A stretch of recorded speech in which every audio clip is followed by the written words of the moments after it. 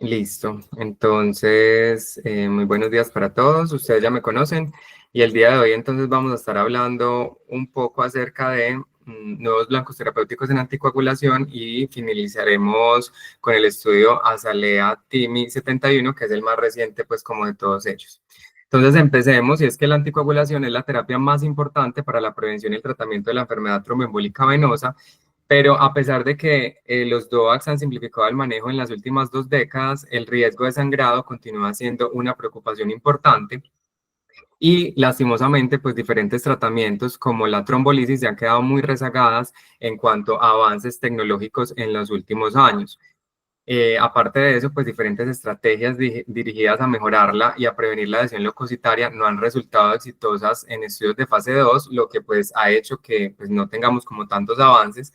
Pero también es cierto que en los últimos años han surgido nuevos blancos terapéuticos, principalmente aquellos que están dirigidos contra el factor 11 y el factor 12 de la cascada de la coagulación, cuyos resultados en los estudios iniciales fase 2 pues han sido esperanzadores.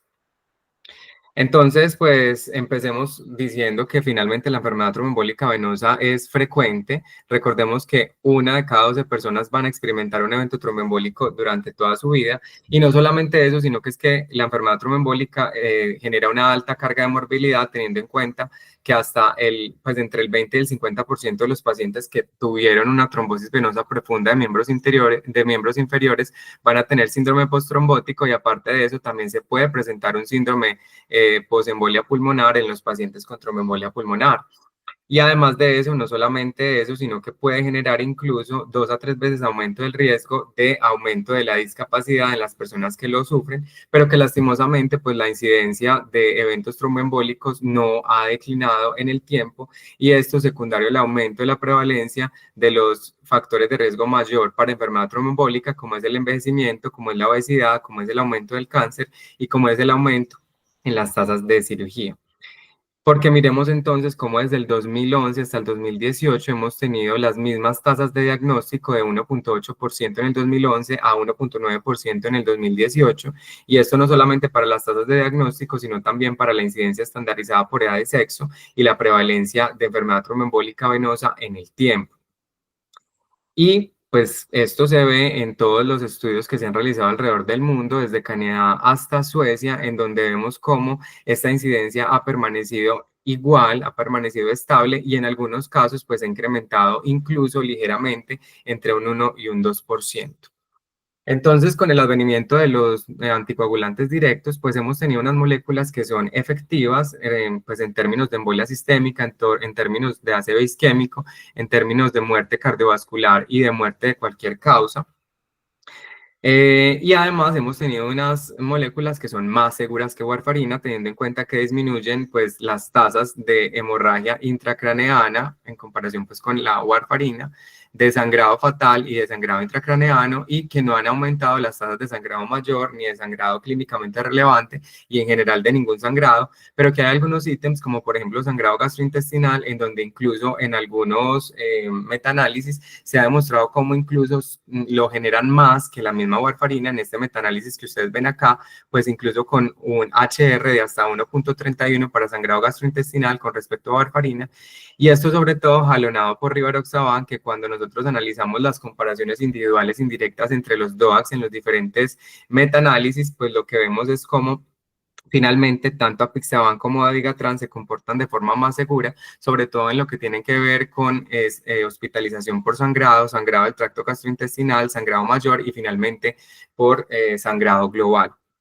Mientras que cuando comparamos apixaban contra dabigatran, pues miremos que estos dos se comportan de manera muy similar en términos de seguridad. Pero otra cosa que preocupa de los DOACs es que finalmente hay algunos subgrupos que tienen más riesgo de sangrado mayor y de muerte cuando los tratamos precisamente con estas moléculas, y son aquellos pacientes que tienen más de 75 años, los pacientes que tienen índices de masa corporal por debajo de 19, aquellos que tienen un Hasbled score por encima de 3, los que usan antifúngicos, principalmente pues los azoles como miconazol, como fluconazol, como itraconazol, y también aquellos pacientes que entonces tienen una caída de las tasas de filtración glomerular, incluso hasta un 20%, o aquellos pacientes que tienen una caída de la tasa de filtración glomerular y que requieren dosis de reducción, Sobre todo porque es que recordemos que muchos médicos pues no hacen la reducción de la dosis correspondiente y sí se ha visto como aquellos a los que no se les hace reducción de la dosis pues obviamente van a tener más tasas de sangrado mayor, más tasas de muerte y más tasas de sangrado global comparados con los que sí se les hace esa reducción. Y no solamente eso, sino que es que los DOACs, recordemos que también han tenido escenarios en los que no les ha ido tan bien, como son el SAF, con los estudios que ya habíamos demostrado del estudio RAPS y el estudio ASTRO, en donde obviamente se aumentaron la incidencia de eventos acumulados tromboembólicos, pero no solo eso, sino otros escenarios como son los escenarios valvulares, en este caso con el estudio Invictus, en aquellos pacientes que tenían entonces enfermedad cardíaca reumática y fibrilación auricular que fueron tratados con rivaroxaban, pues recordemos que aumentó el desenlace compuesto de ACV, embolia sistémica, infarto o muerte de cualquier causa cuando se comparó con warfarina y esto con un intervalo de confianza estrecho y significativo y no solamente con esto, sino también los pacientes que tienen entonces válvulas aórticas mecánicas, pues también ya se demostró que en esos casos definitivamente las tasas de incidencia acumulada de trombosis valvular o de embolia relacionada con válvulas son mucho mayores en apixaban que en warfarina. Entonces, por todo esto, pues definitivamente se buscan otras alternativas diferentes a los DOACs, pues como para saber si cada vez nos acercamos más a esa molécula ideal. Entonces ya nos han enseñado que definitivamente pues tenemos una cascada de coagulación humana. Esa cascada de coagulación tenemos un esquema que es clásico. Ese esquema clásico entonces lo dividimos en tres vías, que es la vía extrínseca, la vía intrínseca y la vía común. La vía extrínseca inicia con el factor tisular, que el factor tisular normalmente está segregado de la circulación, pero cuando tenemos un daño tisular, pues principalmente, aunque esto también se puede presentar en otras enfermedades, como por ejemplo degeneración de las células endoteliales o por ejemplo en algunas enfermedades autoinmunes, entonces tenemos más producción de factor tisular, más exposición precisamente a ese torrente sanguíneo y lo que hace es que entonces se va a unir el factor 7, ese factor 7 lo activa y se forma un complejo que es entre factor tisular y factor 7 activado que va a estar en la superficie celular y que finalmente va a entrar en contacto con el factor 10 para activarlo. Por otro lado, entonces tenemos la vía intrínseca, que se llama también, pues digamos, la vía del contacto con superficies extrañas. Y esa vía del contacto, entonces, lo que va a generar es que finalmente, cuando tenemos digamos, unos agentes que están cargados negativamente, lo que va a hacer es que se va a autoactivar el factor 12 y se va a generar el factor 12 activado. Ese factor 12 activado, pues tiene un montón de funciones que ahorita vamos a mencionar con más detalle, pero entonces, en últimas, lo que hace es que activa la precalicreína, esa precalicreína se vuelve calicreína y termina activando más el factor 12. Y con ese 12 activado ya generado, lo que vamos a desencadenar es activación del factor 11 y activación del factor 9 que se une al factor 8 y finalmente pues terminan haciendo lo mismo que es activar el factor 10 para que ese factor 10 activado junto con el 5 activado formen la protrombinasa y generen a partir de protrombina, trombina y esa trombina finalmente genere fibrina a partir de fibrinógeno y finalmente se genere unas moléculas de fibrina estable con, digamos, ayuda del factor 13 activado. Pero este modelo viejo, pues ya digamos que ha entrado un poquitico en desuso y ahora hablamos un poquito más del modelo de superficie celular, en donde tenemos múltiples, digamos, procesos ocurriendo a la vez, que son el proceso de iniciación, el proceso de amplificación y el proceso de propagación. En ese proceso de iniciación, entonces, partimos de una lesión endotelial. Esa lesión endotelial hace que se expongan unas células. Esas células tienen en superficie el factor tisular y ese factor tisular, como dijimos, se une al factor 7, lo activa y se forma el complejo entre el factor tisular y el factor 7, que entra en contacto con el 10, hace 10 activado y entra en contacto con el 9 y hace 9 activado. Recordemos entonces que el 10 tiene alguna, digamos, alguna función de convertir protrombina en trombina, pero en concentraciones muy pequeñas y en esa primera fase se forma una pequeña concentración de trombina. También con esa lesión que estamos hablando del endotelio, las plaquetas entonces se van a activar, van a migrar y se van a adherir al sitio lesionado y ellas en superficie entonces van a tener diferentes factores de la coagulación que esa concentración pequeñitica de trombina que habíamos hablado los va a activar. Entonces la trombina es muy importante que va a activar al factor 8, va a activar al factor 5 y aparte de eso va a activar al factor 11, que es de los que vamos a hablar pues como el día de hoy. Y entonces ese factor 5 se me va a unir al factor 10 activado que ya habíamos hablado, forman la protrombinasa y empieza entonces a partir esa protrombina y me forma trombina.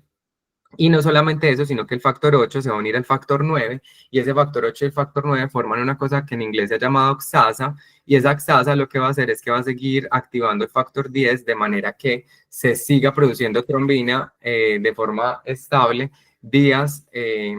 horas o días después de esa lesión que estábamos mencionando. Entonces, en esa fase de amplificación se producen esas dos pues, enzimas principalmente que yo les menciono, se sigue formando trombina, trombina, trombina y finalmente entonces ya entramos a la última fase que es la fase de propagación en donde esa trombina pues va a ejercer un efecto de clivaje sobre el fibrinógeno, se forma fibrina y ese factor 3 activado va a estabilizar a la fibrina. Entonces nosotros siempre hablamos de que la trombina solamente hace eso, solamente hace un clivaje del fibrinógeno en fibrina, pero es que realmente la trombina me hace muchas cosas. La trombina activa las plaquetas cuando se une a los receptores activados por proteasas 1 y 4 de la superficie plaquetaria. También se une a otras células del sistema inmune y es proinflamatoria. Y no solamente eso, sino que como ya dijimos, activa el factor 11, al factor 13, al factor 8, al factor 5, pero como todo en la vida es un equilibrio, también tiene una actividad antifibrinolítica porque activa el TAFI, que el TAFI es precisamente una molécula de antifibrinolisis inducida por trombina y también activa la proteína C y la proteína S de de la coagulación. Entonces, con base, pues, como digamos, en dónde actúan los anticoagulantes, tenemos como una clasificación, que esa clasificación se puede hacer de acuerdo a su vía de administración y al mecanismo de acción, y tenemos entonces los anticoagulantes parenterales, que pueden ser indirectos o directos, y los anticoagulantes orales, que pueden ser indirectos o directos, y que dependiendo de dónde actúen, pues, han recibido diferentes nombres. Entonces, por ejemplo, los orales que tienen entonces el factor, que inhiben el factor 10 activado, tenemos al rivaroxaban, apixaban y edoxaban. Los inhibidores de la trombina directos orales, el dabigatran, indirecto la warfarina, directos entonces como inhibidores de la trombina, la bivalirudina y orgatroban, y los anticoagulantes parenterales indirectos como son entonces la heparina no fraccionada, la heparina de bajo peso molecular y el fondaparin 2. ¿Qué mecanismos de acción tienen finalmente? Entonces miremos que, recordemos que pues los antagonistas de la vitamina K, como es la warfarina, lo que van a hacer es una inhibición de la epóxido vitamina K reductasa, que ella finalmente lo que hace es una gamma carboxilación de diferentes factores. Entonces los factores que va a inhibir finalmente van a ser el 2, el 7, el 9 y el 10, que son finalmente los que dependen de esa enzima, y no solamente eso, sino las proteínas C, S y Z de la coagulación, pues que ya sabemos que tienen un rol como anticoagulantes. Y finalmente también tenemos entonces los blancos de la heparina que van a ser diferentes entonces si es una heparina no fraccionada y una heparina de bajo peso molecular, porque es que recordemos que la heparina de bajo peso molecular también tiene pues un pentasacárido, que ese pentasacárido es de alta afinidad por la antitrombina y finalmente se va a unir a esos residuos positivos de la antitrombina que la van a transformar en un inhibidor rápido. Entonces, la heparina pues no fraccionada lo que nos va a inhibir van a ser finalmente el factor 2, al factor 9, al 10, al 11 y al 12, mientras que la heparina de bajo peso molecular, como solamente el 25% tiene ese pentasacárido, esa heparina de bajo peso molecular principalmente tiene una acción directa, es sobre el 10 activado y como les digo, solamente el 25% inhibe directamente a la trombina. Por otro lado, pues ya sabemos que lo que habíamos hablado, los anticoagulantes directos van a tener una actividad mayoritariamente sobre el 10 activado, que son el apixaban, el edoxaban, el rivaroxaban, el betrixaban, y otro sobre el 2 activado, que va a ser pues aquí en este caso dabigatran el que tenemos disponible. Entonces, pues digamos que buscando otros blancos terapéuticos, lo primero que se empezó a pensar fue en definir diferentes procesos. Entonces, acá tenemos dos procesos que son muy similares, pero que a la vez son diferentes entre sí, y es el proceso de hemostasia y el de trombosis. Entonces, la hemostasia consiste en la formación de un coágulo en un sitio específico cuando hay una lesión sobre el endotelio, y acá miren que lo que más importante es entonces esa cascada que empieza con el factor tisular y termina en la fibrina, pero que miren acá cómo el factor 11 va a estar muy, muy, muy, muy relegado. Parece ser que solamente ese factor 11 va a estar involucrado en la consolidación del proceso, en la fase ya final, precisamente para activar al 9 y que ese 9 siga produciendo pues una activación del factor 10 y así finalmente seguir formando pues trombina. Pero ¿qué pasa? En la trombosis se define ya como un proceso patológico en el cual hay una formación de un coágulo que se extiende de manera, digamos, exagerada hacia la luz y va a generar una obstrucción del flujo sanguíneo. Entonces, aquí, ¿qué es lo que pasa? Aquí lo que pasa es que también se activa por el factor tisular, pero hay un punto en que este factor tisular se va a agotar porque obviamente ya no vamos a tener esa fuente disponible, pero entonces, ¿qué es lo que pasa? Tanta trombina que se genera acá, entonces me activa el factor 11 vuelve y produce trombina, trombina, factor 11 y así sucesivamente, y se forma entonces, digamos, un círculo vicioso. Y miren acá que el factor 12 realmente pues no tiene mayor relevancia, aunque hay algunas teorías que dicen que, por ejemplo, algunos polianiones, es decir, muy cargados negativamente, se van a generar en ese proceso inflamatorio, sobre todo de sustancias que tienen polifosfatos y, por ejemplo, miren acá de la cromatina que se libera de la netosis de los neutrófilos y también del DNA y el RNA que está circulante ahí. Entonces tenemos a la hemostasia como pues finalmente lo que habíamos hablado, un proceso fisiológico normal que tiene iniciación, amplificación y consolidación y en el cual el factor 11 no es tan importante, mientras que tenemos la trombosis que es un proceso patológico en el cual hay un coágulo exagerado y en el cual el factor 11 tiene un rol súper importante como propagador de esa trombina. Y sí que más cuando hablamos de una trombosis inducida por superficie extraña, en la cual esa superficie extraña o ajena lo que va a hacer es que activa el factor 11 y activa también el factor 12 y produce fibrina. Entonces, digamos de todos los anticoagulantes que tenemos, miren que los anticoagulantes disponibles se meten con ambas rutas, tanto con la hemostasia como la trombosis, pero digamos que la teoría o de lo que parte todo esto es de que finalmente el factor 11 solamente va a meterse con la trombosis y con la hemostasia no se va a meter tanto precisamente por lo que habíamos mencionado. Aparte de esto, es muy importante tener en cuenta que finalmente vamos a tener, digamos, otras funciones de estos factores. Aquí, por ejemplo, tenemos entonces el factor 12. El factor 12 entonces tiene una activación por contacto y lo que pasa es que ese factor 12 cuando entra en contacto con una superficie que está negativamente cargada, lo que va a hacer es que va a hacer una autoactivación y se vuelve el factor 12 activado. Ese factor 12 activado entonces va a llevar a múltiples funciones, entre ellas entonces la conversión del plasminógeno en plasmina y no solamente eso, sino que algunas fracciones del complemento dependen del factor 12 para ser activados. Ese factor 12 además, entonces lo que hace es que va a producir pues va a clivar esa precalicreína en calicreína, lo que habíamos hablado ahora, y esa misma calicreína va a generar entonces un clivaje del factor 12 para volverlo factor 12 activado. Aparte de eso, entonces, lo que vamos a tener es que esa calicreína es muy importante y algo aquí que es como muy llamativo, es que finalmente también parece ser que va a clivar al quininógeno de alto peso molecular y en esa clivada lo que va a generar son bradykininas, que ya sabemos que son moléculas muy importantes para los procesos antiinflamatorios y vasodilatador del cuerpo como respuesta, digamos, a diferentes procesos de inflamación de diferentes índoles. Entonces, en este caso, vamos a tener que no solamente el factor 2 está involucrado en esa parte de la cascada de coagulación, sino que también tiene un rol importante en la parte inflamatoria con la producción de bradykininas y con la activación de diferentes compuestos del C1.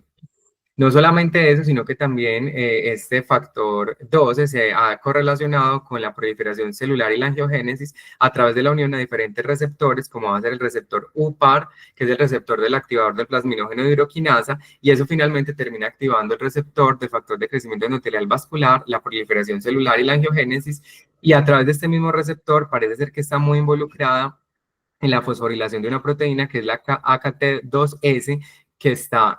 precisamente en el citosol de los neutrófilos, y eso lo que va a generar es una expresión de integrinas de superficie, que es la alfa M beta 2, y esa está muy involucrada en la adhesión, migración y quimiotaxis del neutrófilo. También esta proteína aumenta la movilización de calcio con movilización del citoesqueleto y finalmente termina en citrulinación de la histona H3 con tráfico de neutrófilos y netosis. Entonces miren que finalmente el factor 12 también está muy involucrado como en muchas respuestas inflamatorias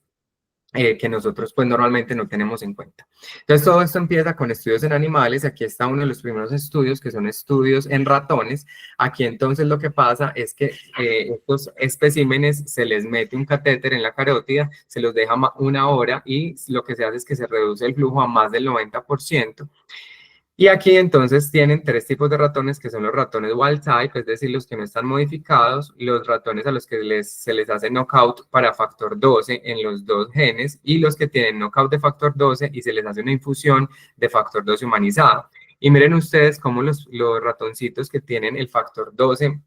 negativo tienen unas zonas de menor volumen isquémico, es decir, les va mejor después de esa isquemia inducida, y esto se ve acá con una diferencia estadísticamente significativa cuando se compara con los ratoncitos que no fueron modificados genéticamente, no solamente en volumen isquémico, sino en escala neurológica. Y esto no es cierto únicamente para el factor 12, sino que cuando tienen ratones que son negativos para factor 11, a estos mismos ratoncitos, entonces lo que se ve es que los que tienen el factor 11 negativo, es decir, no lo pueden producir, tienen menos volumen de infarto isquémico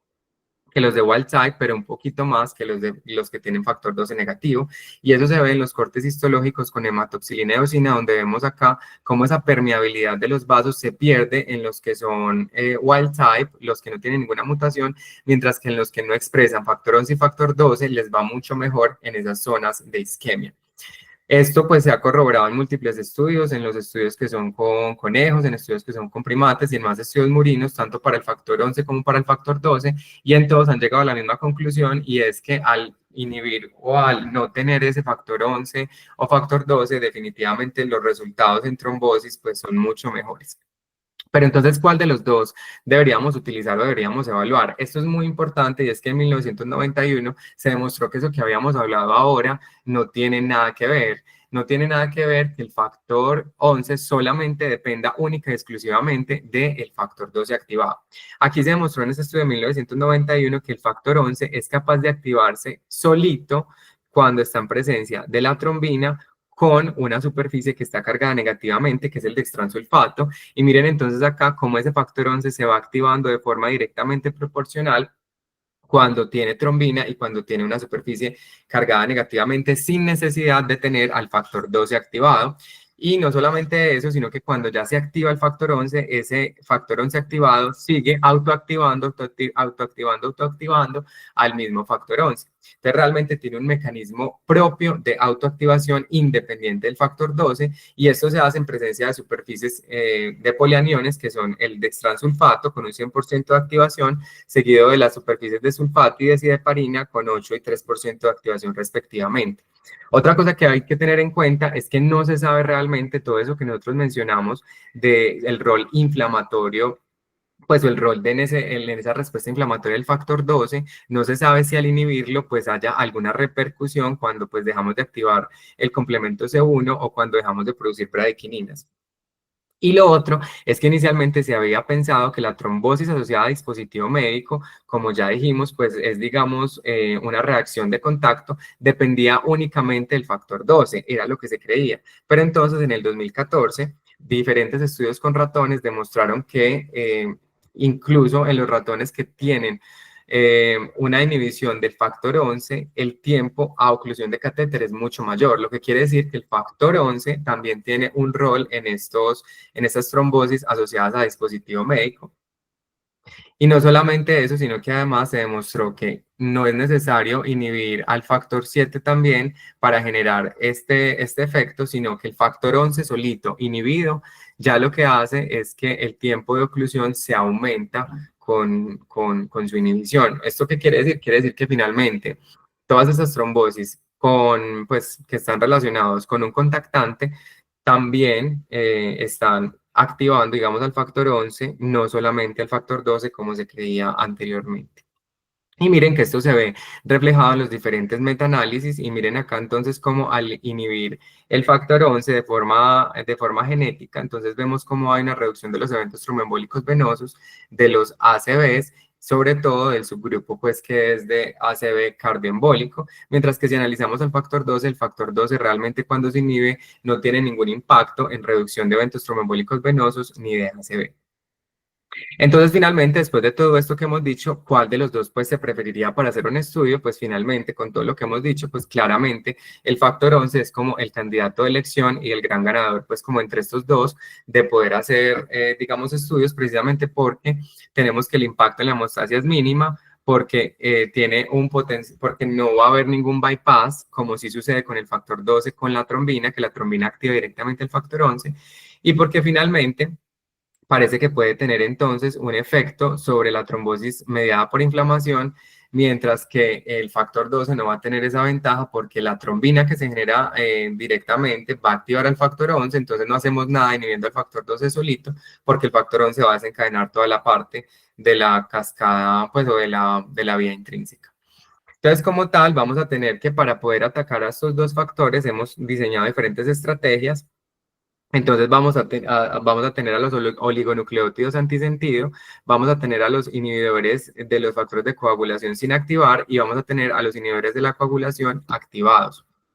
Entonces acá tenemos pues como las dos estructuras, que es el factor 11, que el factor 11 realmente va a ser un homodímero. Ese homodímero está formado entonces por 4 dominios que se han denominado dominios en manzana porque parecen una manzanita, y aparte de eso tienen un dominio catalítico único, pero para poder funcionar tienen que estar los dos dímeros, pues tienen que estar, perdón, los dímeros unidos. Eh, Aparte de eso, entonces vamos a tener que el factor 12, mientras tanto, tiene una forma de gancho y tiene una cadena ligera y una cadena pesada. Esa cadena ligera va a tener la acción de serin proteasa y la cadena pesada va a tener entre 5 y 6 dominios que van a estar unidos por este enlace de disulfuro. Entonces, contra ellos han diseñado diferentes estrategias precisamente para inhibirlos. Entonces, vamos a tener los oligonucleótidos antisentidos, que aquí lo que ellos van a hacer es que reducen la síntesis hepática del factor 11. ¿Por qué? Porque degradan precisamente ese RNA de mensajero que va a producir el factor 11. Aquí la administración de ellos es parenteral y tienen un inicio de acción que va a ser lento. Los anticuerpos monoclonales hasta ahora tenemos tres, que es el osocimab, el abelacimab y el sisomab, que lo que van a hacer es que van a disminuir la generación de factor 11 o van a inhibir la actividad de factor 11. También son parenterales, hay formas intravenosas y subcutáneas, el inicio es rápido. Y las moléculas pequeñas, que son milvexian y asundexian, que lo que van a hacer es que bloquean el sitio activo del factor 11 activado o inducen la modulación alostérica con una administración que es oral. Entonces, los oligonucleótidos antisentidos son moléculas que tienen de 12 a 30 bases de longitud que son complementarias a un ARN mensajero o a un pre-ARN mensajero, y lo que pasa es que entonces se realiza la lectura del DNA, se hace una transcripción, se vuelve un RNA mensajero, sale del núcleo celular, entra al citosol y entonces lo que va a hacer este oligonucleótido antisentido es que se une a esa cadena y va a bloquear la traducción y no va a haber ninguna proteína. Entonces acá el inicio de acción es de varias semanas porque obviamente esto es un proceso a nivel nuclear,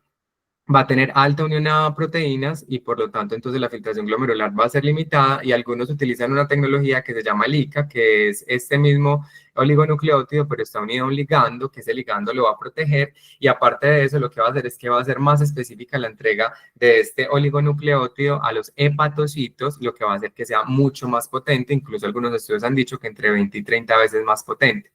Entre estos tenemos al fesomersen, que el fesomersen pues tiene algunos estudios.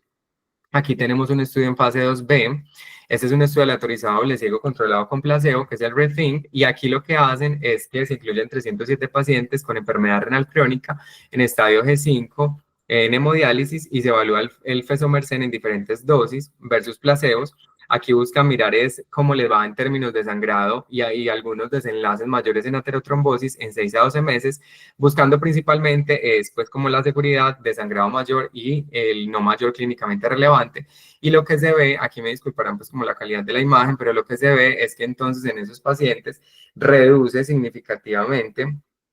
la actividad del factor 11 activado. Obviamente, entre más dosis, pues más reducción va a haber. Y esa reducción de los niveles de factor 11 activado, lo que se ha visto es que se asoció a reducción en la pues, trombosis del circuito de hemodiálisis y aparte de eso, trombosis del acceso de la fístula arteriovenosa. Y otras cosas que se han visto acá es que miren acá que entonces los eventos hemorrágicos pues van a ser no significativos, pues no van a tener diferencias estadísticamente significativas con el placebo, y la incidencia de eventos aterotrombóticos mayores en esto que fue pues un estudio preliminar pues se vio que era exactamente igual. Otro que hay es el ISIS 416858, que tiene un estudio que es el estudio Esmeralda o el Emerald, en donde entonces es un ensayo clínico aleatorizado, doble ciego, controlado con placebo, y acá lo que buscaban era evaluar también en enfermedad renal crónica en estadio G5 en hemodiálisis, que es donde más estudios tienen estos oligonucleótidos. Acá entonces lo que hacen es que dan diferentes dosis de este medicamento durante 26 semanas en aplicación subcutánea, se hacía 2 horas después de la diálisis de forma semanal, y los resultados preliminares, que también son de seguridad, dicen que finalmente las tasas de sangrado no son estadísticamente diferentes al placebo, lo que quiere decir o lo que da un aliento para hacer estudios de fase 3, precisamente pues porque hasta ahora los dos han sido, tanto el ISIS como el Fesomersen, han sido medicamentos que pues son seguros para esta población pues que tan frágil es. Entonces, el otro grupo son las moléculas pequeñas, que son compuestos químicos con bajo peso molecular que se van a clasificar de acuerdo a su dominio central en macrocíclicos o microcíclicos unicíclicos o acíclicos, y la ciclación de estas moléculas va a producir unos derivados que son macrocíclicos que van a tener más potencia, estabilidad metabólica, permeabilidad de membrana y biodisponibilidad oral. Aquí estas pequeñas moléculas que son milvexian y asundexian van a tener un inicio de acción rápido, la vida media va a ser corta, por lo que en algunos casos algunas de las dosis se dan cada 12 horas, y ambos se van a unir al sitio activo del factor 11 activado de forma reversible. Asundexian tiene entonces varios estudios. Aquí está el estudio Pacific AF, que es un estudio autorizado doble ciego de doble simulación en fase 2, en donde incluyen 753 pacientes mayores de 45 con fibrilación auricular diagnosticada en los últimos 12 meses y que tuvieran un CHA2-VASc de alto riesgo trombótico, y aquellos que venían tomando DOAC y tenían una característica de alto riesgo de sangrado también se incluyeron en este estudio,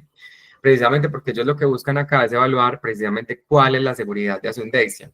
Entonces tenemos que aquí la comparación fue entre Asundexian 20 miligramos versus 50 miligramos versus Apixaban, y aquí lo que buscaban era determinar cuál era la dosis óptima de ese medicamento y comparar la incidencia de sangrado. Esto fue multinacional entre el 2020 y el 2021. Y lo que acá entonces se demuestra es que obviamente pues la actividad del factor 11 pues disminuye mucho más entre más dosis demos pues de asundexian, siendo pues como mayor la inhibición en asundexian de 50 miligramos, pero sin ninguna diferencia estadísticamente significativa. Y miremos cómo entonces los desenlaces de seguridad pues fueron, digamos sin ningún, pues no estadísticamente significativo entre asundexian de 20 miligramos a Apixaban, pero miren ustedes cómo entonces incluso el asundexian de 50 miligramos y el asundexian pues agrupado demostró que en estos casos presentaban menos tasas de sangrados cuando lo comparábamos con Apixaban. Digamos, evaluaciones en este estudio, en los efectos adversos, pues lo que se demostró es que no fueron diferentes, no fueron estadísticamente significativos en comparación con Apixaban. Entonces ahí pues había como mucha expectativa porque se había visto pues que el asundexian había reducido considerablemente estas tasas de sangrado en comparación con Apixaban, y aquí entonces aparece el estudio de fase 3 que es Oceanic, y Oceanic fue un estudio aleatorizado en inferioridad doble ciego con comparador activo en donde se incluyeron casi 14, pues casi 15.000 pacientes mayores de 18 años con fibrilación auricular, un CHA2-VASc de 3 o 4,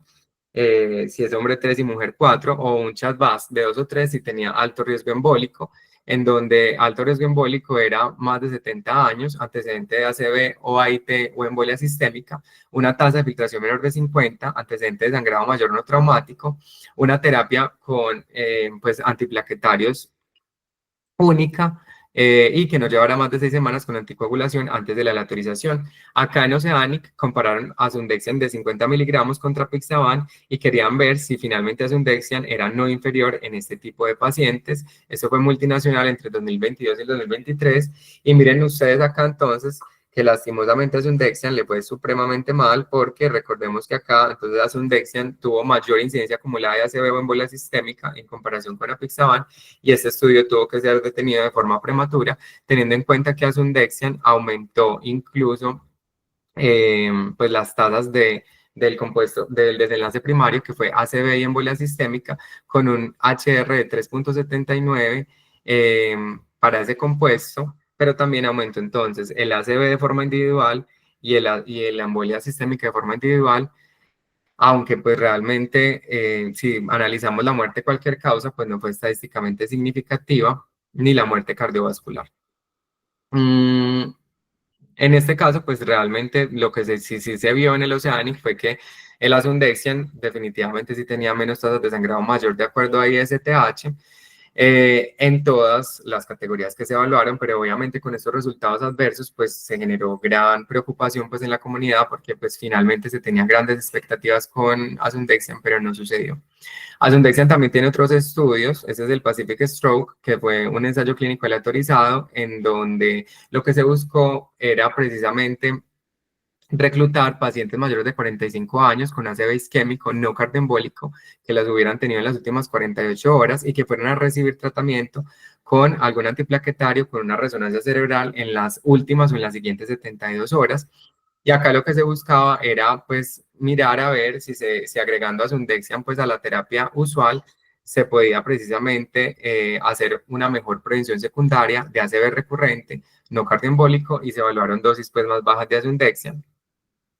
Pero lastimosamente, pues en este caso no hubo ninguna diferencia estadísticamente significativa cuando hablamos de prevención secundaria de ACV, entonces Pacific Stroke tampoco. Y el otro estudio que ellos tienen es este estudio, pues que fue ensayo clínico aleatorizado doble ciego, en donde se incluyen 1.601 pacientes mayores de 45 años que tuvieron infarto agudo del miocardio y a los cuales iban a dar de alta con DAPT. Aquí en este caso lo que ellos buscaban era precisamente mirar si después de un infarto agudo del miocardio agregar asundexian a la terapia iba a funcionar precisamente pues como para prevenir desenlaces cardiovasculares adversos. Y lo que se vio en este caso es que en seguridad, pues digamos que no hubo ninguna diferencia estadísticamente significativa cuando se comparó con la terapia doble. Eh, y en este caso, pues la eficacia en ese compuesto combinado que yo les hablo, pues que es de muerte cardiovascular, infarto, ACV o trombosis del stent, pues realmente no fue estadísticamente significativa, pero lo que sí se vio fue que una inhibición del factor 11A era mayor del 90%. Entonces, pues en este caso, queda la duda de si asundexian sí sirve o no sirve y aquí necesitaríamos pues un estudio fase 3 para mirar si se lo podría agregar a una terapia con DAPT. El otro que tenemos de las pequeñas moléculas es milvexian, que milvexian pues tiene diferentes estudios. En este estudio fue un ensayo clínico aleatorizado de grupos paralelos con diseño adaptativo, en donde incluyen 1.242 pacientes mayores de 50 años y aquí en este caso iban a ser sometidos a artroplasia total de rodilla unilateral que tuvieran sus enfermedades de base controladas. Acá lo que buscaban era evaluar diferentes dosis de milvexian contra placebo, precisamente para mirar cuál era la efectividad y la seguridad de milvexian en prevención primaria luego de una intervención ortopédica. Y aquí lo que evaluaron fue el compuesto de TBP asintomática, enfermedad tromboembólica asintomática y muerte de cualquier causa, esto multicéntrico y entre el 2019 y el 2021. Y miren ustedes que en este caso milvexian sí parece ser que reduce pues la aparición de este desenlace compuesto, que es trombosis venosa profunda o cualquier evento tromboembólico, cuando se usan dosis de 50, 100, 200 miligramos 2 veces al día o cuando se usan dosis de 200 miligramos al día, teniendo en cuenta que lo más común fue TBPs distales y solamente una tuvo, pues, digamos, confluencia hacia el sistema proximal. Y en cuanto a las tasas de sangrado, pues en las tasas de sangrado lo que se encontró fue que definitivamente pues no tenía ninguna diferencia estadísticamente significativa contra enoxaparina, pero que sí reducía el sangrado mayor y el sangrado no mayor clínicamente relevante. El otro estudio es el Axiomatic, que el Axiomatic entonces lo que evaluaba era básicamente lo mismo que habíamos hablado en asundexian, que era para prevención secundaria en ACVs, pero en este caso milvexian tampoco logró demostrar que agregándolo a la terapia estándar, pues digamos que redujera el riesgo de ACV recurrente. La otra categoría son los anticuerpos monoclonales, que estos anticuerpos monoclonales tienen una vida media mucho más larga. Lo bueno es que su metabolismo y excreción no son ni hepática ni renal y su eliminación va a depender exclusivamente del sistema retículo endotelial con un inicio rápido de acción y una vida media que dura varias semanas. De estos tenemos tres. Uno es el Sisomab, que el Sisomab pues finalmente es un anticuerpo completamente humano recombinante, es un IgG1 y aquí lo que va a hacer es que se une al dominio manzana 2 del factor 11 y previene su activación por el factor 12 activado. Entonces realmente el Sisomab no es un inhibidor del factor 11, sino que como se une al sitio de unión del factor 12 se considera más bien es un antifactor 12. Y por esto es que se considera que, digamos que el Sisomab podría ser mejor en esas trombosis relacionadas con dispositivos o circuitos extracorpóreos, porque esto es lo que va a activar la vía intrínseca. La vía media es de más de un mes y la aplicación es intravenosa. Acá tenemos entonces los parámetros farmacocinéticos con un volumen de distribución que es bastante amplio y una prolongación del tiempo de tromboplastina parcial activada con una sola dosis que se puede prolongar incluso hasta 91 días cuando es la dosis más alta de 5 miligramos por kilo. Y acá entonces lo que vemos es que realmente pues pareciera que Sisomab en esos pacientes con enfermedad renal crónica sí tiene algún beneficio en cuanto a la reducción de la necesidad de cambio de catéter por trombosis, la reducción de la necesidad de bolos de salino y la reducción de otros desenlaces subrogados como la medición de potasio y hierro del sitio del catéter, lo que se traduce como menos trombosis, pero estos son estudios fase 2 que todavía requieren pues como más, digamos, confirmación en estudios fase 3. El osocimab es otro monoclonal completamente humano, subtipo IgG1. Este fue diseñado por tecnología de fagos y aquí se une a la región adyacente al sitio activo del factor 11 activado y induce unos cambios estructurales alostéricos. Esta región pues realmente solamente es accesible cuando el factor 11 se activa, porque entonces inhibe, digamos, la unión de los dímeros y bloquea la actividad catalítica. Entonces el osocimab realmente solamente une el factor 11 activado y es altamente selectivo porque no une otras proteasas. Tiene un volumen de distribución que es bajo. Y acá tenemos uno de los estudios, que es un estudio de fase 2, que es el Foxtrot, que también es en digamos, en prevención de eventos tromboembólicos en los pacientes que van a artroplastia. Este es un ensayo de no inferioridad de grupos paralelos, fase 2. Aquí van 813 pacientes mayores de 18 que también iban a artroplastia total de rodilla, primaria, unilateral y electiva. Y aquí tuvo dos fases, y es que en la fase 1 se da 4 dosis de osocimab el día después de la cirugía, o la segunda fase, que son 2 dosis de osocimab el día antes de la cirugía, 0.3 y 1,8 miligramos por kilo, en una infusión de 60 minutos. Aquí compararon osocimab contra enoxaparina o contra apixaban a dosis de 2,5 miligramos vía oral cada 12 horas. Estos medicamentos se continúan por lo menos 10 días hasta la venografía de control y se hace una autorización de 5 pacientes a osocimab, una enoxaparina y una apixaban. Y acá buscaban mirar precisamente cuál era la efectividad de ese osocimab en este contexto particular. Y lo que ustedes pueden ver a continuación es que finalmente, entonces, estos eventos se dan de manera mucho más baja en los pacientes con osocimab, con una diferencia de medias que es estadísticamente significativo para las dosis posoperatorias de 0.6, 1,2, 1,8 y para la dosis preoperatoria de 1,8 de osocimab, teniendo en cuenta que las trombosis venosas profundas fueron mucho más bajas en el grupo de osocimab que en el grupo de enoxaparina. En ese caso, entonces, lo que se ve es que además de eso, pues hemos visto cómo en estos casos también hay una disminución del riesgo de sangrado comparado contra enoxaparina y apixaban. Pero esto sigue siendo pues estudios preliminares que necesitan pues como más confirmación. También el osocimab tiene estudios en enfermedad renal crónica. Aquí tenemos el estudio CONVERT, que fue el del 2024, también en hemodiálisis, y aquí se hace una cohorte 1, que es de dosis altas, contra una cohorte 2 de dosis bajas, donde busca mirar qué se puede hacer en enfermedad renal crónica, en hemodiálisis, y cuál es la seguridad de osocimab en esos casos, precisamente buscando sangrado mayor y sangrado no mayor clínicamente relevante. Entonces acá lo que se ve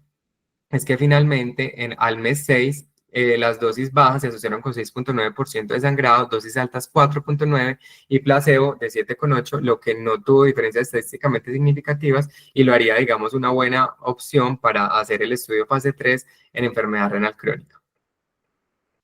Y finalmente, pues tenemos el abelacimab, que el abelacimab es el anticuerpo monoclonal completamente humano, también IgG1, pero aquí la fracción de unión al antígeno, entonces lo que va a hacer es que tiene alta afinidad por el factor 11, pero este también por el factor 11 activado, y va a inhibir el 50% de la actividad, siendo altamente selectivo. Acá tenemos entonces que esta molécula se va a unir a ese factor 11 que habíamos hablado, que es un homodímero, y va a tener tanto afinidad por el factor 11 como por el factor 11 activado, lo que es mucho mejor porque recordemos que el factor 11 activado activa el factor 11 y así en un círculo vicioso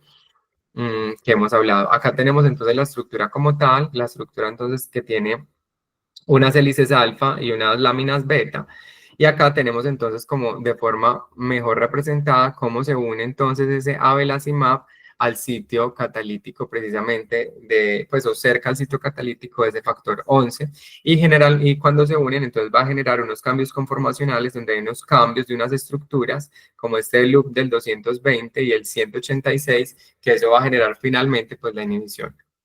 Tiene un volumen de distribución que es bajo, con una vida media larga. Y miremos cómo el abelacimab entonces aumenta el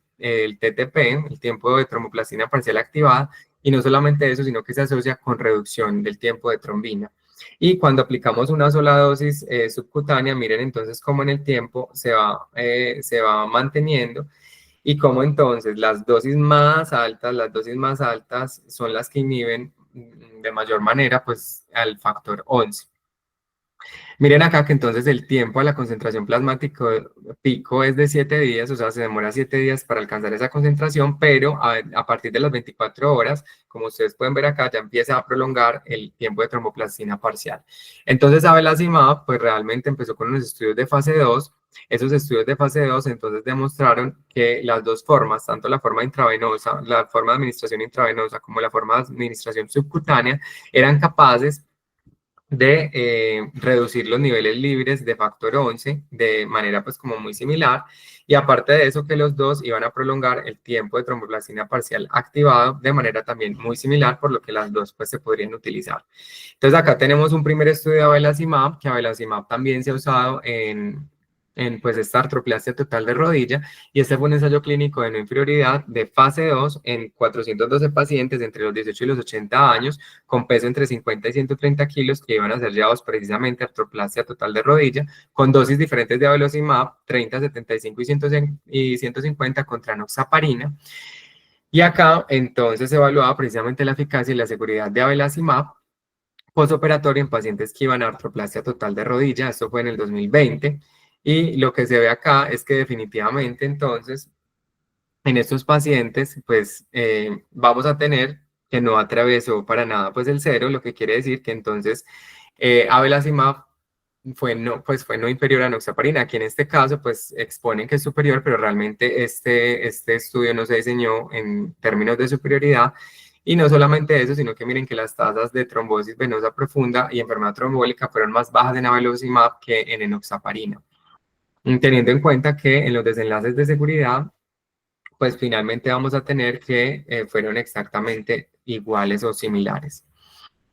Y finalmente, entonces tenemos este estudio, que fue el estudio más reciente de abelacimab, que es pues el Azalea TIMI 71, que es un estudio aleatorizado multicéntrico de grupos paralelos, es parcialmente cegado y fase 2B. Aquí lo que buscaban era mirar la seguridad de abelacimab en fibrilación auricular cuando la compararon con DOACs y se incluyen 1.280 adultos. Aquí se incluyeron solamente de 55 años en adelante aquellos que tuvieran fibrilación o flórera auricular, que tuvieran plan de anticoagulación indefinida, un CHA2-VASc mayor de 4 puntos, es decir, de alto riesgo trombótico, o de 3 puntos siempre y cuando tuvieran uso de antiplaquetarios o una tasa de filtración glomerular por debajo de 50. Ellos hacen esto porque precisamente pues estos son los pacientes que tienen más riesgo de sangrado y querían evaluar a abelacimab en estos escenarios y excluyen entonces hipersensibilidad al rivaroxaban, un sangrado intracraneal o intraocular en los últimos 3 meses, una estenosis mitral clínicamente significativa, otra indicación diferente de anticoagulación que tuviera, digamos, más potencial tromboembólico con, por ejemplo, mixoma o trombo del ventrículo izquierdo, que tuviera cierre auriculilla, endocarditis activa, ácido isquémico o hemorragia intracraneal en los últimos 14 días, hipertensión no controlada, AIT en los últimos 3 días, cirugía mayor, tasas de filtración por debajo de 15, trombocitopenia, anemia o TTP prolongado, embarazo y lactancia, adicción al alcohol o enfermedad psiquiátrica. Y aquí que comparan, en el estudio Azalea se compara la velocimab de 90 miligramos mensual versus la velocimab de 150 mensual versus el rivaroxaban a las dosis que conocemos con las características de ajuste que conocemos y se hace seguimientos de forma telefónica y luego mensual en presencial. Y aquí lo que buscan es mirar a ver si el avelocimab produce más o menos sangrado, mayor o no mayor clínicamente significativo de acuerdo a las definiciones de la ISTH. Esto se hace en 95 centros de 7 países entre marzo y diciembre del 2021. Se llevó a cabo en 21 meses, aunque se esperaban 27. Entonces, ¿acá qué pasa? Acá pasa que tenemos en este estudio representación del 20% de pacientes mayores de 80 años, hasta 45% de mujeres, pero lo único que sí tiene pues como, digamos, negativo es que acá solamente había población caucásica hasta en el 95% de los casos, seguido de asiática en el 5% de los casos, porque el mayor continente involucrado acá fue Europa, seguido de Norteamérica, y aquí la fibrilación auricular más incluida en el estudio fue la paroxística, teniendo en cuenta además que se incluyeron tasas de filtración por debajo de 50 hasta en el 20% y un índice de masa corporal que generalmente tendía al exceso de peso. Los CHADS que se valoraron acá en su mayoría fueron menores o iguales a 4 en el 40% o de 5 puntos en el 30% y tuvieron Hasbleds de hasta más de 3 puntos el 50% de los casos, teniendo en cuenta que la comorbilidad más frecuente fue hipertensión. Acá entonces también es muy importante que estos pacientes, el 8% ya había tenido algún sangrado y el 5% algún sangrado gastrointestinal. Y en la anticoagulación que venían recibiendo, la mayoría de ellos tenía un anticoagulante directo oral, seguido de warfarina. Y además de eso, pues el 24% se había planeado que iba a continuar con medicamentos antiplaquetarios, principalmente aspirina. Entonces, ¿acá qué pasó? Pasó que se evaluaron la reducción de los niveles libres del factor 11 y se demostró que abelacimab a 90 miligramos tiene una inhibición del 97%, mientras que abelacimab a 150 tiene una inhibición del 99%, como ustedes ven en las imágenes.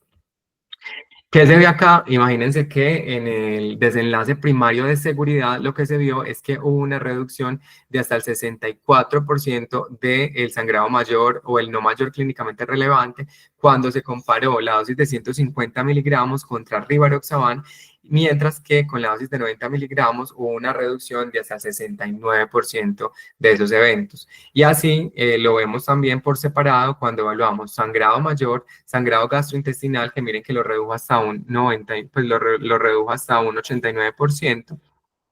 Y el compuesto de sangrado mayor, sangrado clínicamente relevante no mayor y el sangrado menor para ambas dosis, teniendo en cuenta que además en estos casos se hicieron algunos desenlaces exploratorios a ver cómo le iba pues como en efectividad y se demostró que no hubo ninguna diferencia con rivaroxaban, pero obviamente pues esto no se puede afirmar categóricamente porque necesitaríamos pues un estudio de fase 3 teniendo en cuenta que el desenlace clínico final es que le va mucho mejor a abelacimab en términos de seguridad y eficacia que a rivaroxaban y teniendo en cuenta que cualquiera de las dos dosis de abelacimab. Miren ustedes acá en esta curva de Kaplan-Meier cómo se separa el abelacimab del rivaroxaban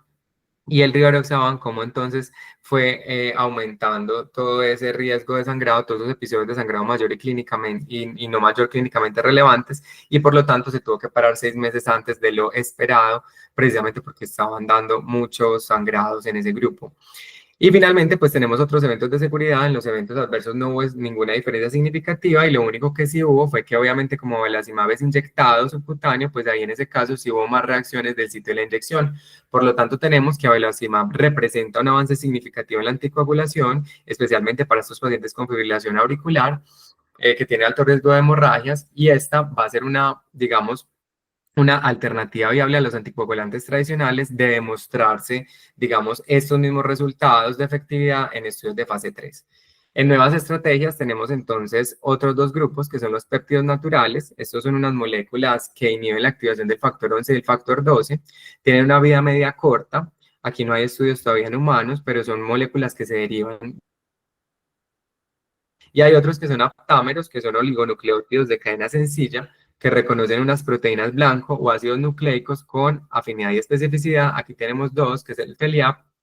y el 12.7 y el 11.16, que tienen, digamos, diferentes formas de inactivar el factor 11, pero finalmente unos inhiben el factor 11 activado, mientras que otros inhiben el factor 11 y el factor 11 activado, y otros solo el factor 11, pero todavía no tenemos estudios en humanos.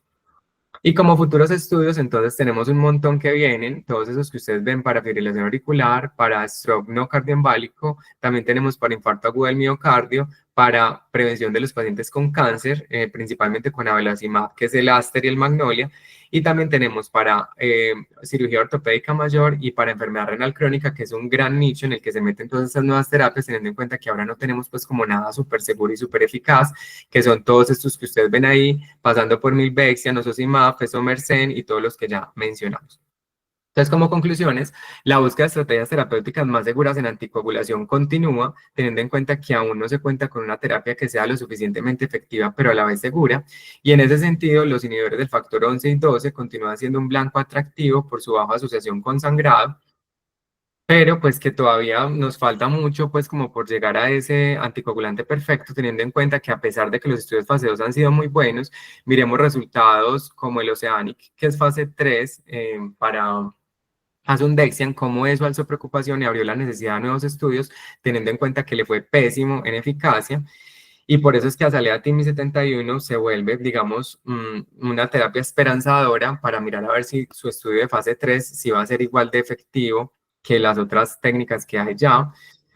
Y que finalmente estos numerosos estudios que están corriendo y que se van a hacer, pues nos van a dar más pistas de estas nuevas terapias, afirmando su seguridad en el tiempo o finalmente dejándolas en el olvido como muchas de las otras terapias que ya tenemos. Y eso era lo que les tenía pues como para el día de hoy. Espero sus preguntas pues y comentarios. Muchas gracias. ¿Me escuchas? Sí, profe.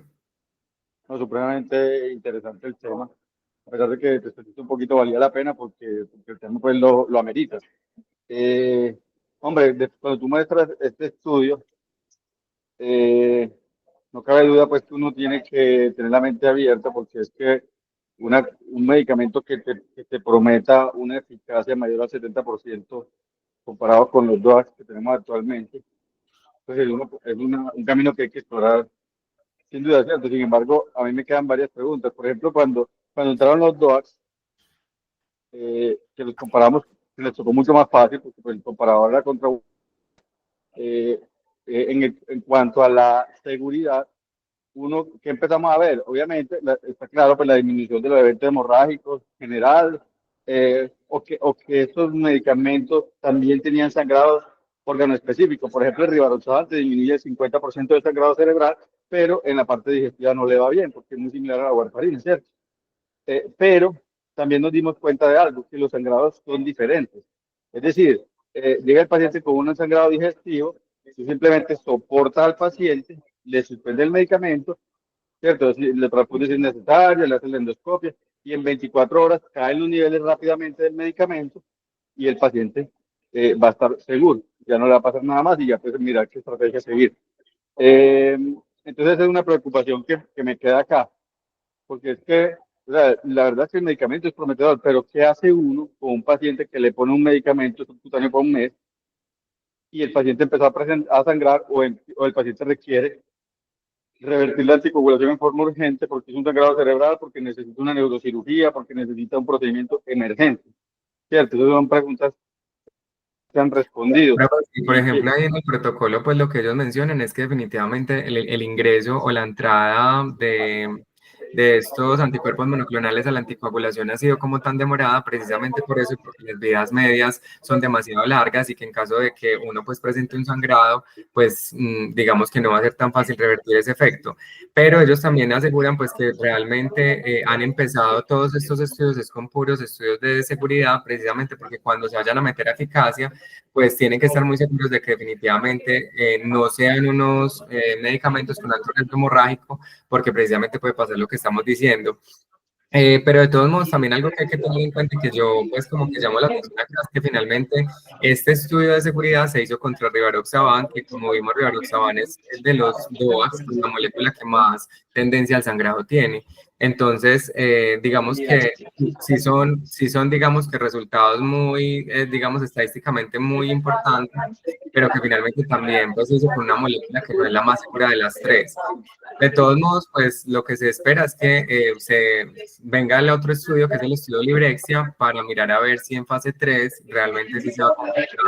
igual como estamos haciendo, y aparte de eso, que sí tenga eficacia, porque miremos lo que pasó con Asundexian, que fue que finalmente tenía muy buena protección de sangrado, pero a la hora de la verdad no fue tan eficaz como si lo era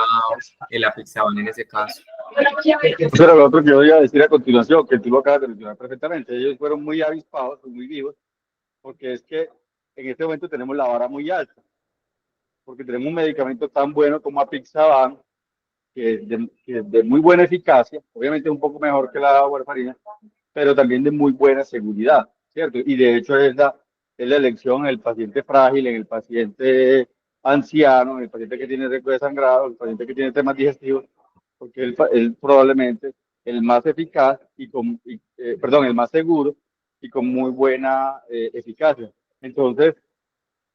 yo pienso que el comparador en este momento, ah, en el estado donde vamos en este tema, es Apixaban, ¿cierto? Porque el Rivaroxaban es un medicamento bueno, pero probablemente no tiene el igual perfil de seguridad, porque ya lo acabamos de mencionar. Eso. Y lo otro es cuando un medicamento, o sea, un anticoagulante gana seguridad, pierde eficacia, y al contrario, cuando gana eficacia, pierde seguridad. Entonces, si esto es tan seguro, eso, ¿cuál va a ser la eficacia? Tú lo acabas de mencionar. Entonces yo pienso que simplemente la conclusión que yo saco de todo lo que he escuchado aquí es que tenemos que estar al pendiente de qué va a pasar, pero, pero pues todavía no nos podemos emocionar de que encontramos el anticoagulante ideal. Adelante, Andrés. Juan, muchísimas gracias. Súper buena la presentación, súper completa y yo creo que esto es algo que tenemos que seguir discutiendo pues en aulas abiertas porque como tú pusiste al final, lo que vienen son pues estudios y nuevas evidencias. Yo estoy de acuerdo con el doctor Arrieta, o sea, digamos que ahorita la vara está demasiado alta para comparar nuevos anticoagulantes con los anticoagulantes directos, porque finalmente con los anticoagulantes directos pues hemos tenido una muy buena experiencia en la práctica clínica. Yo lo que resalto como más valioso de estos nuevos, pues como estos nuevos estudios y estos nuevos medicamentos, es que ellos también ahorita empiezan a hacer estudios en los grupos poblacionales en los que no tenemos evidencia y los que seguimos teniendo muchas dudas de anticoagulación, específicamente en los pacientes con enfermedad renal crónica, que eso sí me parece pues como muy ganador de estas nuevas moléculas, que ellos empiezan a meterse un poquito más como por ahí, que seguimos teniendo esa bache tan grande pues como de manejo en general, y en los pacientes con cáncer, que si bien ahorita también ya tenemos mucho uso de los anticoagulantes directos, pues también sabemos que es una población de un riesgo especial y que sí, pues digamos que vale la pena, pues como tener nuevas moléculas que de pronto nos generen un poquito más de seguridad. Entonces, pues yo creo que las mismas indicaciones que ya conocíamos de tromboprofilaxis en pacientes que serán llevados a cirugía ortopédica, en fibrilación auricular, ya vendrán los de trombosis venosa profunda, a quien también hay que mirar si ellos le van a cambiar dosis, van a poner dosis de carga, bueno, todo lo que se viene, pues en esos escenarios uno no, pues no es como tan alentador porque es que tenemos un comparador muy bueno, que son los anticoagulantes directos, pero en esas otras subpoblaciones en las que tenemos todavía tantas baches, pues sí me parece que estas terapias van a poder tener de pronto alcance y eso es muy alentador. Y muchas gracias, Juan. Juan, yo tengo una pregunta. Pues, sabiendo que tú explicaste también la parte básica de este tema, ¿por qué las personas que desarrollaron estos medicamentos ocurrió un anticuerpo monoclonal y no un anticoagulante directo, como pasó contra el factor 10 o el factor 2, que hubiera tenido una vida media más corta probablemente y que lo hubiera bloqueado igual en el 90%? Profe, pues en ese caso sí, pues sí hay un desarrollo porque las moléculas pequeñas que son las Asundexian y Milvexian son inhibidores directos contra el factor 11. Lo que pasa es que se desarrollaron pues, profe, como en diferentes, digamos, empresas, pues, o diferentes farmacéuticas, pero sí, Milvexian y Asundexian es como, digamos, el equivalente a Pixaban y Rivaroxaban en términos de que son moléculas que son de vida media muy corta, que son orales y que tienen muy buena biodisponibilidad. Pero, entonces la pregunta que seguiría aquí es ¿por qué el uno sí funciona, el de vida media larga sí funciona y el de vida media corta no, sabiendo que cumplen la misma función fisiológica, ¿cierto? Que es bloquear el factor 11. Pero pues lo que pasa es que en términos de seguridad, los dos son, pues los dos han demostrado que son superiores, pero en términos de eficacia, lo que pasa es que Asundexian y Milvexian ya tienen fase 3, entonces ya vimos lo que pasó con Oceanic, que en Oceanic pues a Asundexian le fue súper mal, pero es que lo que pasa es que Avelazimab todavía no tenemos el estudio de fase 3, que es Librexia, entonces por eso uno queda ahí pues como con la duda de si en este estudio de eficacia le vaya a ir también igual de mal, pues que a Porque Asundexian. uno podría especular que si estamos bloqueando el mismo objetivo terapéutico que ya se bloqueó con el otro medicamento, pues probablemente va a pasar lo mismo, ¿cierto? Pues, o porque esperaría uno que pasara algo diferente, No, simplemente porque la Doctor, vida porque sería más larga. pero sí puede pasar diferente porque aunque son en el mismo receptor, son mecanismos de acciones diferentes en el factor y la potencia del bloqueo del factor. Porque con los monoclonales es que hacen una inhibición pues casi completa, mientras que los otros son inhibiciones menores. O sea, no se puede, digamos que no es por molécula, pues no se puede generalizar a que sean porque sean inhibidores del 11, todo es No, de igual por acuerdo. clase. Son por Pero, Parece que el moléculas. estudio que usted está pero a manejando es ver, a ver, a correcto. ver, una aclaración, o sea, realmente eso es cierto, pues digamos que el mecanismo es cierto, pero cuando comparamos el potencial de inhibición del factor 11 de las pequeñas moléculas contra lo que es pues la inhibición de anticuerpos monoclonales, los dos inhiben exactamente lo mismo. Las tasas de inhibición de Milvexian y Asundexian son mayores del 90%, entre el 90 y el 92%, mientras que los anticuerpos monoclonales son del 95 y el 97% y no hay una diferencia pues como estadísticamente significativa entre ellas. Lo que pasa, profe, es que yo siento que más bien estos nuevos anticoagulantes a lo que vienen a apuntar es más que todo a lo que dice Andre, y es como esos subgrupos en donde ahora son subgrupos de altísimo riesgo hemorrágico y que de pronto con ellos podríamos tener, digamos, menor incidencia de eventos hemorrágicos con algo de eficacia, pero yo no creo que ellos, con los resultados que ya tuvimos con el Oceanic, no creo que ellos vayan a reemplazar pues a los anticoagulantes directos, y más teniendo en cuenta que ya tenemos una experiencia de casi 20 años con el uso de estos medicamentos y que en teoría pues nos ha ido bien. Entonces yo creo que ellos llegan es más que todo como a estos subgrupos a mirar a ver si de pronto no se generan todos estos efectos adversos hemorrágicos. Entonces, digamos que en lo que pensaban en los anticuerpos monoclonales era, profe, también en términos de duración, lo que dice André, pues sí es cierto que estos dura una inhibición con una sola dosis, puede durar una inhibición hasta 46 días. Y en ese sentido también ellos querían favorecer como que no hubieran tantas aplicaciones, sobre todo en estos pacientes que tuvieran enfermedad renal crónica en estadio terminal en hemodiálisis. Entonces, como eso, pues como... De acuerdo, no, de todos modos, o sea, hasta que no salga el estudio, estamos hablando correcto y estamos especulando, pero yo te soy sincero con lo que me acabas de aclarar aquí, yo no espero mucho de estos medicamentos porque, pues cuando uno hace cosas iguales, obtiene resultados iguales, ¿cierto? Cambiamos la forma de inhibirlo del anticoagulante directo al anticuerpo monoclonal. Lo único que yo veo diferente es el tiempo de inhibición. Pero o sea, tú tienes toda la razón, hasta que no salga el estudio, qué tal que nos encontremos otra cosa. Pero lo que yo esperaría que pase es que la eficacia va a ser problemática y el tiempo de inhibición del factor va a ser un problema en algún momento, porque una cosa es los estudios controlados y otra es la vida real, y cuando tú tienes un paciente sangrando tienes que hacer algo. Y si lo tienes inhibido 45 días y es un paciente muy proclive a sangrar como un renal crónico, pues entonces probablemente el paciente se va a morir. Entonces, esperemos a ver, pero ya con esa aclaración, ojalá salgan positivos los resultados, pero pues ya no hay como que, no hay que guardar demasiada esperanza pues de que vamos a reemplazar a la Pinzaban, porque ya sabemos que aquí vamos a encontrar problemas de eficacia. Rafa. Pues yo pienso, yo contestando un poco lo que decía el profe, de la diferencia entre el inhibidor directo y los anticuerpos monoclonales, que debemos remitirnos a los beneficios generales que tienen los anticuerpos monoclonales. Ya lo había mencionado Andrea. Uno, son mucho más específicos.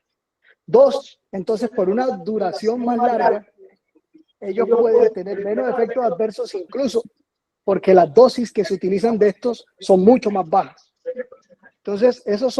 sumado a otras cosas, a otros beneficios que en general tienen los anticuerpos monoclonales, que creo que su barrera más grande es el costo. pero imagínense ustedes anticuerpos monoclonales para patologías que tratamos como tan cotidianamente en la práctica clínica. Pero si usted se pone a ver que tiene larga vida y requieren menos dosis, que el mecanismo de acción es más específico, que eso sumado a pues los otros beneficios que sabemos que tienen, yo creo que por eso abre una buena alternativa. Ahora, lo otro que tenemos que tener en cuenta es que hasta ahora lo que hemos visto es seguridad, y eso lo deja uno por lo menos con la vía expedita para que ellos sigan investigando, porque sabemos que por lo menos lo que le están ofreciendo a los pacientes no le está causando más daño. Y en esos escenarios que decíamos, que se necesita pues buscar medicamentos incluso más seguros, creo que es una puerta que hay que estar muy atentos, y mirar. Yo tampoco me atrevería a decir pues que no espero mayores beneficios, pero creo que sobre todo con los monoclonales es posible que las cosas empiecen a ver un poco diferentes. Pues, en cambio, yo creo que el tema de la dosis aquí no tiene ninguna importancia porque lo importante es que tanto está inhibiendo el factor independiente de la forma en que lo estén haciendo. Entonces yo por esa parte no le veo el beneficio. Yo simplemente voy a decir que espero el estudio fase 3 para ver la eficacia. Pero yo pienso que es que los antiorales directos también son muy específicos. Simplemente la dosis depende de la molécula que estemos usando. Lo importante aquí es que tanto estamos inhibiendo el factor 11 y parece que es muy parecido en los dos casos. Pero bueno, no alarguemos esta discusión porque creo que no tiene como mucho sentido, sino hay que esperar el estudio. Juan, ¿algo más que decir? Pero bueno, pues ahí como para terminar como de las diferencias pues que ustedes están mencionando, ahí de pronto lo único sería que abelacimab, sí, lo único es que abelacimab sí es de los únicos que inhibe tanto factor 11 como factor 11 activado, o sea, tiene las dos como tal, el resto solamente es factor 11 activado, entonces de pronto por eso podríamos esperar algo pues como medianamente diferente, pero pues yo creo que exacto, pues como que la respuesta más sensata es esperar finalmente Librexia, a ver cómo le va y mirar a ver que no le vaya tan mal como a Sundexia en Oceanic. Y ¿Y esperemos a ver. para cuándo está programada esa publicación? O terminar por lo Pues menos el estudio.